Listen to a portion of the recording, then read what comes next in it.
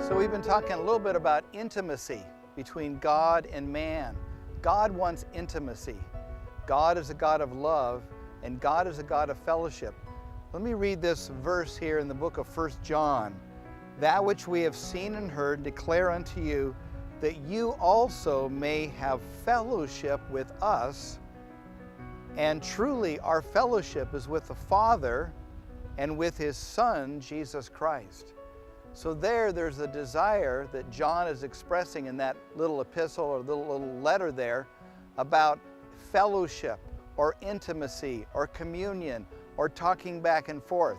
Or you could say a relaxed setting where the two parties can talk to each other back and forth freely about how they think and how they feel. God is looking for intimacy.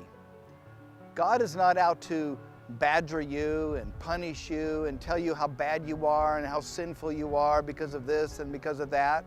Yes, we are sinners. As human beings, we are sinners. We're all sinners. And God made a provision for that sin through His Son, Jesus Christ. But ultimately, God wants fellowship. And that's why He sent His Son, so that we could have fellowship between God and man. So when we have our little time in the morning, I hope some of you have a little time in the morning where you're praying or reading the Word or reading the Bible or reading a good Christian devotion, and kind of get your heart kind of melted toward the Lord or toward God. In that time in the morning, God wants to have fellowship. God wants to have intimacy. God is looking for kind of, let's sit down and have coffee together. You know, just like you would sit with a friend, maybe at some coffee shop, and you both have, one has a latte and the other one has a whatever espresso or something else. And you're sitting there and you're just chatting about everything. There's not a big subject, there's not a big agenda, there's not a big project you're working on, although sometimes you work on projects.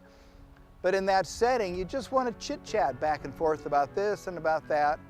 Listen, God wants to have fellowship with man.